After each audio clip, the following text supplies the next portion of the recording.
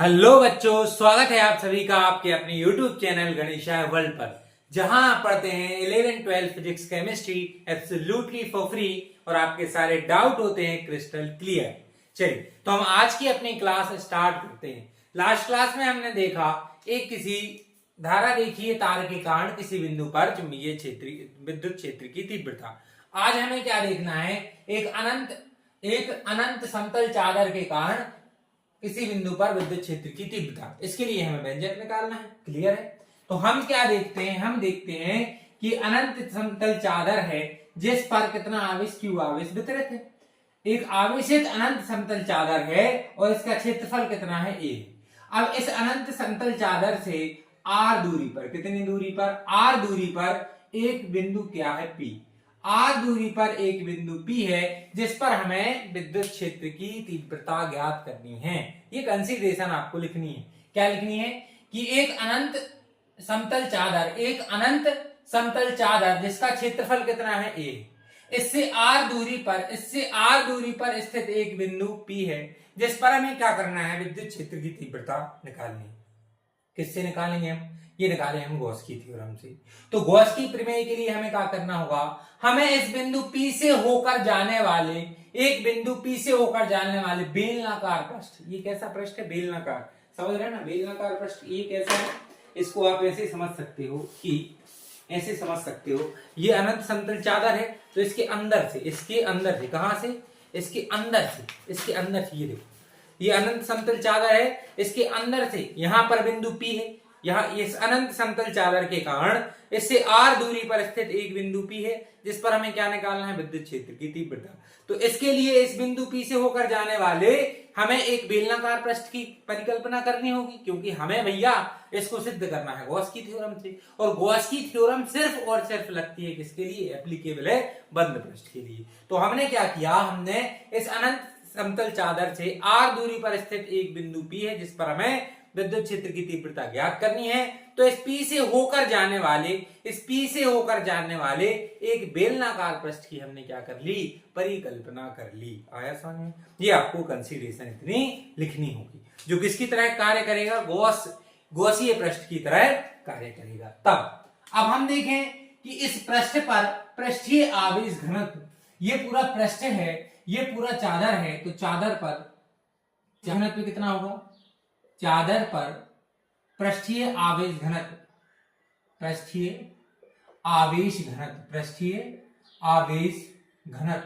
जिसको हम किससे डिनोट करते हैं, सिग्मा से। तो सिग्मा बराबर क्या आएगा, Q अपॉन ए।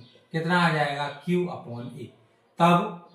तब यदि पृष्ठीय आवेश घनत्व सिग्मा बराबर क्या है, Q अपॉन ए, तब कुल आवेश कितना आएगा, तब कुल आवेश Q बराबर क्या आएगा, सिग्मा इंटू ए।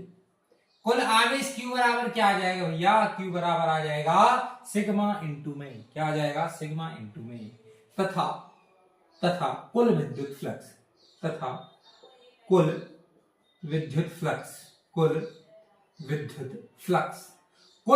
Flux phi E net, d phi है ना, डी फाई ये कितना आएगा, अब देख रहे हो आप, ये यहां पर पहली पृष्ठ, जैसे ये मैंने क्या किया, ये मेरे लिए एक बेलन का आयतन, ये मेरे लिए एक बेलन है, तो इसमें कितनी पृष्ठ होंगी भैया, कुल 3 पृष्ठ होंगी। ये आप देख रहे हो, ये पहली पृष्ठ कौन सी है, वृत्ताकार, ये भी कौन सी है, वृत्ताकार, और ये बीच की पृष्ठ कौन सी है, ये कौन सी है, वक्राकार। तो एक बेलन में कितनी पृष्ठ होती हैं, 3 पृष्ठ होती हैं। एक ये कौन सी है, वृत्ताकार, ये कौन सी है, वृत्ताकार, और ये एक कौन सी है, वक्राकार। तो इन तीनों पृष्ठों से होकर जाने वाले विद्युत फ्लक्स को हमें निकालना होगा। तो पहला कौन सा होगा, पहला होगा भैया E ds1 cos θ1, E ds1 कौन है भैया, ये पृष्ठ है, ये वाला पृष्ठ है, E ds1 cos θ1। दूसरा कौन सा होगा, E ds2 cos θ2, और तीसरा कौन सा होगा, E ds3 cos θ3। ये 3 हमारे पास पृष्ठ होंगे। अब जल्दी से देखो θ1 की वैल्यू क्या होगी, ये देखो, ये θ1 है, ये क्या है, θ1। अब ये यदि ये हमारे लिए पृष्ठ है, ये क्या है हमारे लिए पृष्ठ। अब इस पृष्ठ में ds क्या है भैया, ds है इसका कौन सा वेक्टर, एरिया वेक्टर। कौन सा वेक्टर? एरिया वेक्टर, क्षेत्रफल सदिश। तो इसका क्षेत्रफल सदिश कैसा होगा? ऐसा लंबवत, इसके लंबवत। इसका क्षेत्रफल सदिश इस एरिया का इसके लंबवत होगा। अब यहां पर ये हमने एक समतल चादर ली है, ये समतल चादर ली है, तो इसके कारण विद्युत क्षेत्र की तीव्रता की कैसी होगी? इसके लंबवत। तो दोनों के बीच कितना कोण बनेगा? दोनों के बीच कितना कोण बनेगा? 0। कितना बनेगा? 0। तो θ1 कितना आएगा भैया? θ1 आएगा 0 डिग्री। कितना आएगा? 0 डिग्री। अब हम θ2 देखते हैं। θ2 देखो, अब θ2 क्या है? θ2 तो भैया ये बेलनाकार पृष्ठ। अब बेलनाकार पृष्ठ में देखो, ये बेलनाकार पृष्ठ है। इस बेलनाकार पृष्ठ का एरिया वेक्टर क्या आएगा? ये आएगा। देखो बेलनाकार पृष्ठ के लिए ये आएगा एरिया वेक्टर, को कहीं से भी ले लो आप। बेलनाकार पृष्ठ के लिए एरिया वेक्टर ये आया।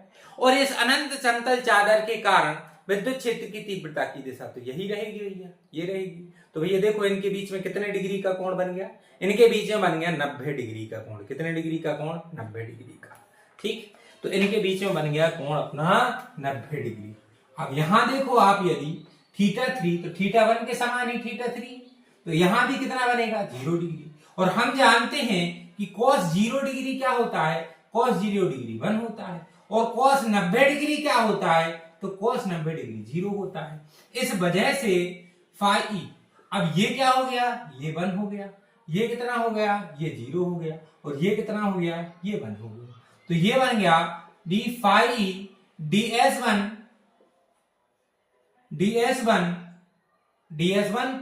और cos थीटा मतलब cos 0 की वैल्यू क्या हो गई? 1। और दूसरा ds3, और यहां भी वैल्यू क्या हो गई? 1। तो यदि हम क्या इसको भैया 2 इंटीग्रेशन eds लिख सकते हैं। क्या लिख सकते हैं? 1 और 1 2 इंटीग्रेशन ऑफ eds। चलो डी फाई का क्या आ गया? इंटीग्रेशन 5। फिर 2 बाहर, ई बाहर, इंटीग्रेशन किसका किया? ds का। अब देखो यहां आप ds के इंटीग्रेशन को क्या लिख सकते हो? लंबाई गुणित चौड़ाई, उसका एरिया लिख सकते हो। लेकिन वो लिखने का हमारा मतलब नहीं है, क्योंकि अभी जो आपका एरिया है वो कट हो जाएगा।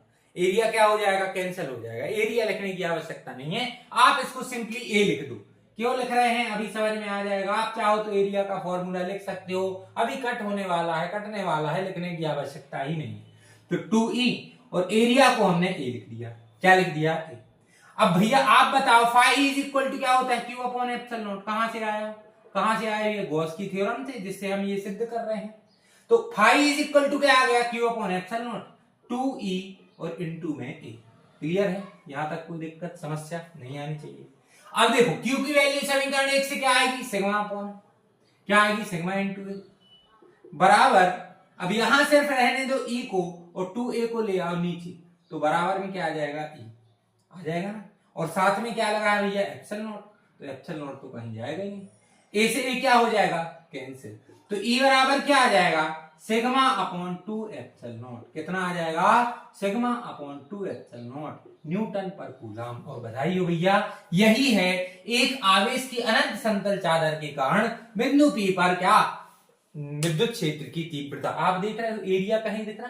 कहीं नहीं दिख रहा ना एरिया, क्योंकि एरिया से एरिया क्या हो गया? कैंसिल। इसके लिए इसका ds का एरिया लिखने की हमें आवश्यकता नहीं है, कोई आवश्यकता। क्लियर है? तो क्या आज का जो डेरिवेशन था वो आपको पसंद आया? यदि पसंद आया है तो आपको अच्छा सा कमेंट लिखना है। यदि पसंद नहीं आया है, कहीं डाउट है, तो आपको उसके लिए भी कमेंट लिखना कि सर हमें यहाँ पर कोई समस्या है, आपकी समस्या का निराकरण किया जाएगा। यहाँ बने रहने के लिए, यहाँ तक वीडियो देखने के लिए आपका बहुत बहुत धन्यवाद।